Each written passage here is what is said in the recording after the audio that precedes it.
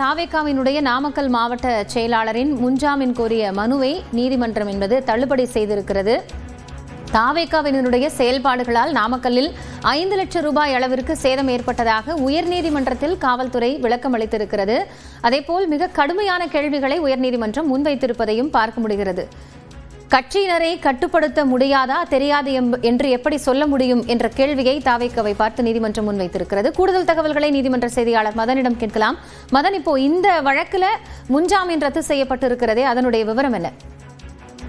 நாமக்கல்லில் தாவேகா தலைவர் விஜய் செப்டம்பர் 27ஆம் தேதி அந்த பிரச்சாரத்தில் ஈடுபட்ட போது தனியார் மருத்துவமனை மீது தாக்குதல் நடத்தியதாக மாவட்ட செயலர் சதீஷ்குமார் மீது நாமக்கல் போலீசார் வழக்கு பதிந்தார்கள்.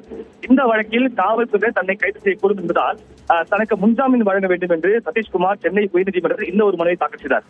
அந்த மனுவை பார்க்கும்போது தான் எந்த ஒரு குற்றமும் செய்யவில்லை, அரசியல் காரணமாக வழக்கில் தன்னை சேர்த்துள்ளார்கள், அது மட்டும் இல்லாமல் சம்பவ இடத்தில் இருந்த ஒரே காரணத்துக்காக தான் தனக்கு எதிராக இந்த வழக்கு பதிவு செய்யப்பட்டதாக தெரிவித்திருந்தார். போலீசார் விசாரணைக்கு தான் முழு ஒத்துழைப்பு வழங்குவதாகவும் நீதிமன்றம் விதிக்கும் நிபந்தனைகளை ஏற்க தயாராக இருப்பதாகவும் தெரிவிக்கப்பட்டது. இந்த மனு இன்று நீதிபதி செந்தில்குமார் முன்பு விசாரணைக்கு வந்தது. அப்போது காவல்துறை தரப்பை பார்க்கும்போது அனைத்து விதிகளையும் பூர்த்தி செய்வதாக கூறி அனுமதி பெற்றவர் இந்த ஒரு மனுதாரர் சதீஷ்குமார். ஆனால் அவரது கட்சியினரின் செயல்பாடுகளால் 5 லட்சம் ரூபாய் அளவுக்கு அங்கு சேதம் ஏற்பட்டுள்ளது. இது தவிர பொது சொத்துக்கள் சேதப்படுத்தியதாக மேலும் 8 வழக்குகள் அவருக்கு எதிராக பதியப்பட்டுள்ளது. எனவே சம்பவ இடத்தில் எடுக்கப்பட்ட புகைப்பட ஆதாரம் இன்று தாக்கல் செய்யப்பட்டது. இதனை ஆய்வு செய்த நீதிபதி கட்சியினர் அடாவடி நடவடிக்கை ஈடுபட்டுள்ள நிலையில் எதுவும் தெரியாது என எப்படி மனுதாரர் கூற முடியும் என்று தெரிவித்தார். அது மட்டுமில்லாமல் கட்சியினரை கட்டுப்படுத்த தெரியாதா என்று தெரிவித்து பொறுப்புடன் செயல்பட வேண்டாமா என்ற கேள்வி எழுப்பி இந்த ஒரு மனுவை தற்போது தள்ளுபடி செய்து உத்தரவு பிறப்பித்துள்ளார். மதன், இப்போ இந்த அடாவடித்தனத்துல தாவேகாவினர் ஈடுபட்டிருந்தாங்க, கட்சியினரை கட்டுப்படுத்தல் அப்படிங்கிற கடுமையான வாதங்களை முன்வைக்கப்பட்டு இருக்கிறது. நீதிமன்றம் இந்த கருத்தை முன்வைத்திருக்கிறது பார்க்க முடிகிறது. என்னென்ன இந்த சம்பந்தம், இந்த விவகாரம் தொடர்பாக என்னென்ன ஆதாரங்கள் அப்படிங்கிறது நீதிமன்றத்துல கொடுக்கப்பட்டது, அதனுடைய விவரம் என்ன? இந்த சம்பவத்தை பொறுத்த வரைக்கும் சம்பவம் நடைபெற்ற போது அங்கு எடுக்கப்பட்ட அந்த வீடியோ ஆதாரங்கள், போட்டோ ஆதாரங்கள் அனைத்துமே தற்போது காவல்துறையிடம் உள்ளது. இந்த ஒரு முன்ஜாமீன் கேட்டு தாக்கல் செய்த அந்த மனுதாரர் தான் அங்கு அனுமதி கேட்டுள்ளார். அது மட்டும் இல்லாமல் காவல்துறை விதிக்கும் நிபந்தனைகளை தான் ஏற்பதாகவும் அது கட்டுப்படுவோம் என்று உறுதியளித்தார். அதன் அடிப்படையில் அந்த ஒரு அனுமதியான வழங்கப்பட்டுள்ளது. ஆனால் அந்த சம்பவம் நடைபெற்ற பிறகு நடைபெற்ற காட்சிகள், அது மட்டுமே மருத்துவமனை மீது நடத்தப்பட்ட தாக்குதல் தொடர்பான அந்த வீடியோ ஆதாரங்கள் மற்றும் போட்டோ ஆதாரங்கள் தான் இன்று தாக்கல் செய்யப்பட்டது. அதன் அடிப்படையில் தான் இவ்வளவு அடாவடி செய்துவிட்டு எப்படி தான் ஒன்றும் செய்யவில்லை, தனக்கு எதுவும் தெரியாது, சம்பவ இடத்தில் தான் இருந்த ஒரே ஒரு காரணத்துக்காக தன் மீது பொய்யாக வழக்கு போடப்படுவதை ஏற்றுக்கொள்ள முடியாது என்ற ஒரு காரணத்தின் அடிப்படையில் தான் தற்போது இவருடைய முன்ஜாமீன் மனு தள்ளுபடி செய்யப்பட்டுள்ளது. ஒரு மாவட்ட செயலாளருடைய மனு தள்ளுபடி செய்யப்பட்டிருக்கக்கூடிய நிலையில மீண்டும் ஒரு சட்ட வாய்ப்பு அப்படிங்கிறது என்னவா இருக்கும்? மேல்முறையீடு அப்படிங்கிறது தான் இருக்கும். இருந்தாலும் இப்ப இந்த வழக்குல நாமக்கல் மாவட்ட செயலாளருக்கு மீதான அந்த குற்றச்சாட்டு அப்படிங்கிறது என்ன, அந்த என்னென்ன பிரிவுகள்ல வழக்கு பதிவு செய்யப்பட்டது அப்படிங்கறத ஒரு முறை சொல்ல முடியுமா?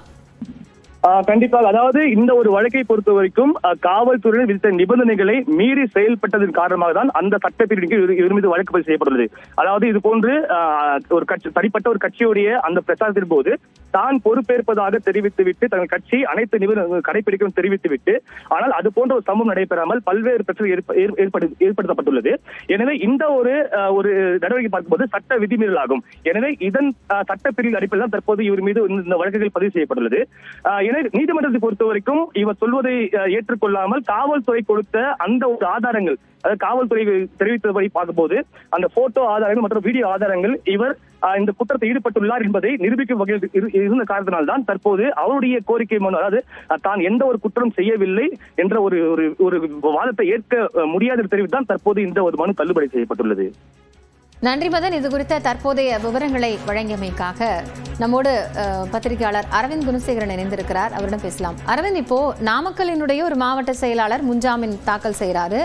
மிக கடுமையான விஷயங்களை நீதிமன்றம் வைக்கிறத பார்க்க முடிகிறது. அது அவர்களுடைய செயல்பாடுகள்ல இருந்து அது சொல்லக்கூடிய கருத்தா இருக்கு. நீங்க எப்படி பார்க்கறீங்க அரவிந்த்? இப்ப விஜயோ ஒரு வீடியோ விளக்கத்தை கொடுக்கும்போது என்ன சொன்னார்னா, இது ஏன் கரூர்ல மட்டும் இது ஏன் நடந்துச்சு, நான் பல இடங்கள்ல நான் பிரச்சாரம் செய்திருந்தேன், கரூர்ல மட்டும் இது ஏன் நடந்துச்சுன்னு கேட்டிருந்தாரு. அதுக்கான பதில இப்போ மதுரை உயர்நீதிமன்ற கிளையை பதில் கொடுத்ததா தான் நான் பாக்குறேன். இது கரூர்ல மட்டும் நடக்கலைங்க, நாமக்கல்லையும் நடந்திருக்கு, திருச்சியிலேயும் தான் நடந்திருக்கு. பட் இது வந்து நாமக்கல்ங்கிற கேஸ்னால மட்டும் ஹைகோர்ட் வந்து நாமக்கல்லோட மாவட்ட செயலாளரோட முன்ஜாமீன் மனுவை தள்ளுபடி பண்ணி இருக்காங்க.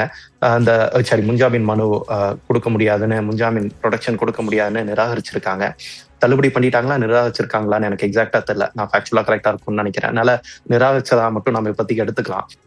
ஸோ அதான் இந்த மாதிரி உங்க கட்சி நீங்களா ஒரு ஈவெண்ட் ஆர்கனைஸ் பண்றீங்க. அந்த ஈவெண்ட் ஆர்கனைஸ் பண்ணும்போது நீங்க கூட்டிட்டு வர உங்களோட கட்சி நிர்வாகிகளை உங்களால கட்டுப்படுத்த முடியலன்னா நீங்க எப்படி பொறுப்பேற்று நீங்க இந்த ஈவெண்ட்க்கு எப்படி பர்மிஷன் எப்படி வாங்கலாம்? உங்க பேர்ல நீங்க ஒரு பர்மிஷன் வாங்கினீங்கன்னா அதுக்கு முழு பொறுப்பு நீங்க தான் எடுத்தாகணும். உங்க கட்சி தொண்டர்களை உங்க கட்சி நிர்வாகிகளை உங்களாலேயே கட்டுப்படுத்த முடியலன்னா எப்படி இந்த பொறுப்பு எப்படி உங்களால தட்டி கழிக்க முடியும்? இதனால் பொது சொத்துக்கு எவ்வளவு பாதிப்பு ஏற்பட்டு இருக்கிறது என்பதை தமிழரசு வந்து வாதமா முன்வைச்சிருந்தாங்க. அதனையும் மதுரை உயர்நீதிமன்ற கிளை ஏற்றுக்கொண்டுதான் இந்த ஒரு இடைக்கால உத்தரவை பிறப்பித்திருப்பதாகத்தான் தெரிகிறது. எனவே நாமக்கல் மாவட்டத்தின் விஜய் கட்சியின் மாவட்ட செயலாளரோட முன்ஜாமீன் அந்த மனுவை மதுரை உயர்நீதிமன்ற கிளை நிராகரித்திருப்பது என்பது அடுத்து கட்சியோட பொதுச் செயலாளர் ஆனந்தோட மனுவும் இதே போல ஒரு மனுவும் விசாரணைக்கு வர இருக்கிறது. அதே போல சிடிஆர் நிர்மல்குமாரோட மனுவும் விசாரணைக்கு வர இருக்கிறது.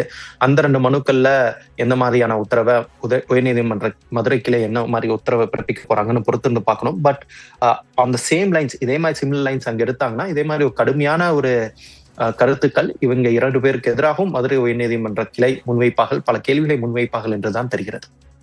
அரவிந்த், இப்போ இந்த வழக்கு பொறுத்த மட்டும் இந்த கைது நடவடிக்கை அது மாதிரியான விஷயங்கள்ல நிறைய விமர்சனங்களும் கேள்விகளும் முன்வைக்கப்பட்டது. இப்போ நீதிமன்றத்துல வந்து முன்ஜாமீன் வழக்கு இருக்கு, அவங்க மீது வந்து வழக்கு பதிவு செஞ்சிருக்காங்க. அப்படிங்கிற அடிப்படையில பார்க்கும் பொழுது இந்த வழக்கினுடைய விசாரணை நிலவரம் நீதிமன்றத்தில் என்னவாக இருக்கு, அதனுடைய போக்கு என்ன இருக்கு அப்படிங்கிற கேள்வியும் நம்ம முன்னாடி இருக்கு. அது பற்றியும் நம்ம பேசலாம். அரவிந்த், இணைப்பில் இருங்க.